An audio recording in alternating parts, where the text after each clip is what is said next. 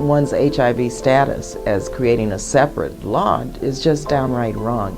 And I believe what we have to do is encourage this debate, because these laws were passed in the early 90s. They're archaic, and they were passed during a time where people were more homophobic, where there was a lot of discrimination, and where people were ignorant, and where people were ignorant, and where people were ignorant.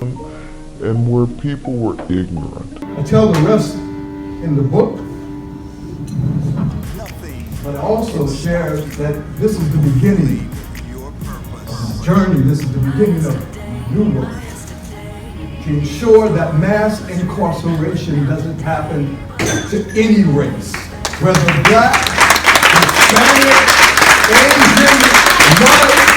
We have to stand together, and we have to let people know right is right, wrong is wrong. Mass incarceration is killing our nation, and corporations are getting rich off of the backs of black men and women. And so I come with a message to each and every one of you. Yes, it is about living life, but it is about leaving legacy. And so if we're going to fight, we've got to fight together. That's right. We have to do it for the justice of the world. We have to do it for the elderly rights that are right about of the world. We have to do it for the Darren L. Harrises of the world, those who are leaders and don't know that they're leaders, those who are hurting and don't know that they're hurting, those that are suffering and don't know that they're suffering. So all I ask is that the Lord would use me, that the Lord would use you. As I embark on another year of life by the grace of God, I wanted to end 45 with a time of intense and deep thought, and also reflection. The first thing that I recognized that I would have to do is to get focused, which meant removing any and all distractions. You know, those things that get you off course. Get rid of all of these distractions that would even threaten my goal. Sometimes I can be a little weird. I know that when I'm sitting in meetings or in places where people are having discussions, sometimes I'll hear someone make a statement or maybe even ask a question. Or maybe they're just talking. But it oftentimes prompts me to ask a question. And not of them, but of myself. And that question is, I wonder what story they tell themselves to believe that. Wow, what a powerful question. It's a question that's thought-provoking for all of us, because I, like so many other people, have struggled with insecurities and self-limiting beliefs.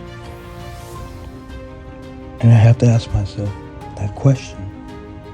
What story am I telling myself to believe that I'm not worthy or I'm not smart enough? What story? Better yet, whose story about me am I believing?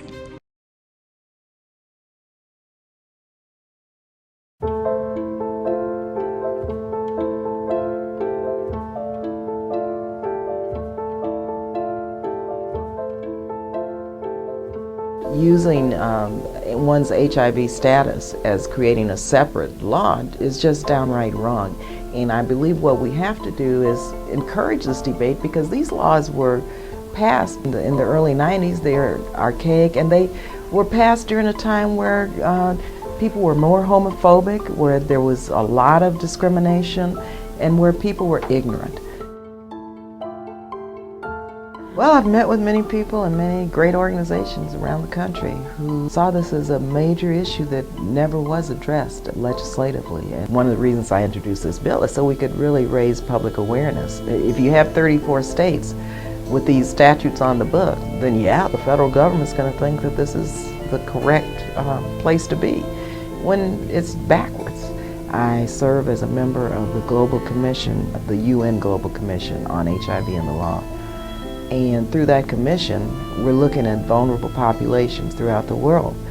Come to find out, we're very similar to many countries that are not the best in terms of human rights violations. And so I think that it's a shame and disgrace, quite frankly, that we have these 34 states on record with these laws. And I think stigma really is part of the reason that we can't move that quickly in terms of reducing the incidences of HIV and AIDS, because people quite naturally are very reluctant to come forward, to talk about it, to get prevention, to be tested if they think that they're going to be stigmatized or criminalized. And so we have to really look at it in the context of a public health issue, because the transmission of HIV is the only disease that there are these criminal statutes on the books.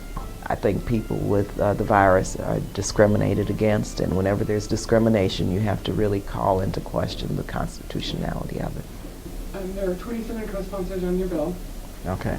Also, they are expecting a vote very shortly. Okay, 27. Okay, if well, you that's... have anything, yeah, 27. It's an uphill battle. I mean, that actually That's shows. new. But we started with one, and then we got Right. to 27 is pretty good, really. You know, right? In this place. The stuff.